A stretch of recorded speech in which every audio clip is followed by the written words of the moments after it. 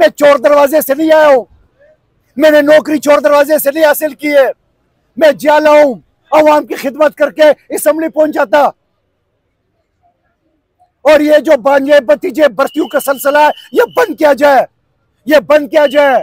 क्योंकि अगर आप बंद नहीं करेंगे तो यही हाल होगा अदालतों का, यही हाल होगा सबका। लेकिन इनकी भूल है, ये मुझे अदालत में भी खामोश करने के लिए दबाव डालते हैं। इनको ये नहीं पता ये जियाला है, ये वकील है, ऊपर से पठान है, इनको नहीं पता ये बात। हम जाएंगे सुप्रीम कोर्ट का जो जज जो बेंच बना है 6 जजेस के खत में, जिसमें जस्टिस मोहसिन अख्तर कैनी और इनमें से भी जस्टिस अरबाब ताहिर मौजूद है।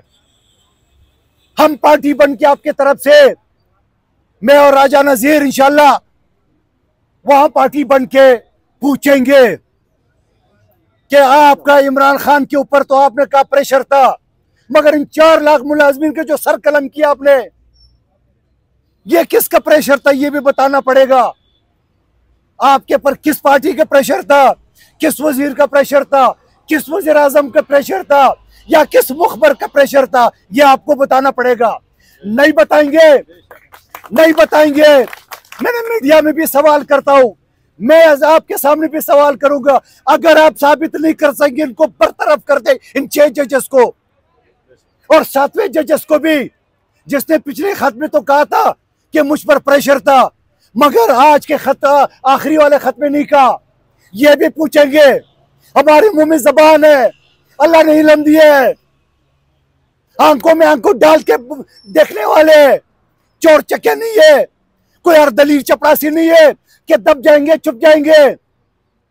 ये तो एक फोरम है, आवाम के फोरम में जिस तरह हम जाएंगे उस दिन पता चलेगा।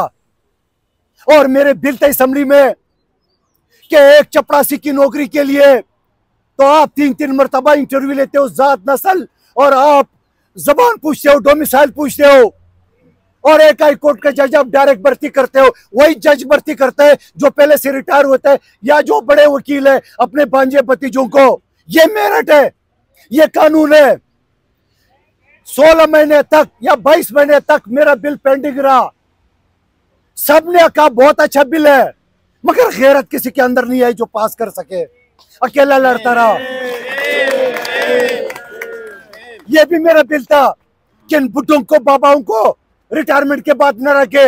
हमारे नौजवान, हमारे जो सीनियरिटी जूनियर लोग हैं वो कहाँ जाएंगे। मुस्तरद कर दिए नून लीग ने कि हमें जरूरत है, आपको उन बुड्ढों की जरूरत इस वजह से है कि आप फॉर्म 45 और 47 पे, और आपको बकायदा मैनेज करके दिए पूरा इलेक्शन, इस वजह से आपको उन बुड्ढों की जरूरत है। लेकिन इंशाल्लाह हम करेंगे इसके लिए काम, पीपल्स पार्टी करेगी। पार्टी के हमारे सीनियर साथियों ने भी इस बात का नोटिस लिया है कि इन बुड्ढों को दोबारा नौकरी पे न लिया जाए। आपको हमारे यहाँ जो इंटेलेक्चुअल है, हमारे यहाँ जो दिमाग है, वो इन नौजवानों में भी नजर आता है। आप नजर तो दौड़ा है, क्योंकि आप उस आदमी को ढूंढते हो जिसने आपके लिए चोरी की है। आप उस आदमी को तैनात करोगे जिसने आपको फॉर्म 45 बना के दिए है। ये सारे ड्रामे इंशाल्लाह हम इंशाल्लाह यहाँ से सुप्रीम को, आज हमारी अब बेस मुकम्मल हो गई है, अब इन बेंच के ऊपर है कि वो 1000 मरतबा सोच रहे हैं कि उन्होंने फैसला क्या देना है, सरकारी ऑर्डिनेंस आपने सब फैसला क्या देना है, क्योंकि इसको हम चैलेंज करेंगे सुप्रीम कोर्ट में।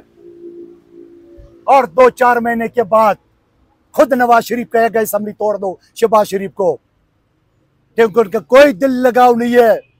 उनको फॉर्म 46 दिखा दिया कि तू भाई हरवे वज़ीर आज़म बनोगे, 2-4 महीने के लिए अगर जाओगे, उसने कहा नहीं बनूंगा, वही असेंबली तोड़ेगा, दोबारा बनेगा इंशाल्लाह।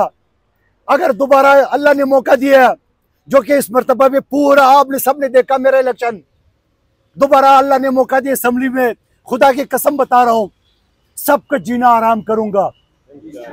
जो कवानीन की खिलाफ वर्जी करेगा, जो असेंबली के कानून को नहीं मानेगा, जो ये बाबे बूढ़े जो रिटायरमेंट के बाद बैठे हुए, इन सब की पेंशन भी बंद कराऊंगा इंशाल्लाह। ये खातिर है। आखिर में मैं आपकी तौसत से और इंशाल्लाह मैं कोशिश भी कर रहा हूँ, असबाब उठोजदारी जो अक्सर बेनजीर की सूरत में एक मरतबा फिर कौमी असम्बली की मेंबर बनी है मेरे नौजवान चेयरमैन बिलावल भुट्टो जरदारी साहब, और दूसरी मरतबा पाकिस्तान की तारीख में सदर बनने वाले आसिफ अली जरदारी साहब से मैं दरख्वास्त करूंगा कि आप कमेटी के फैसलों के ऊपर एक ऑर्डिनेंस जारी कर दे। नारे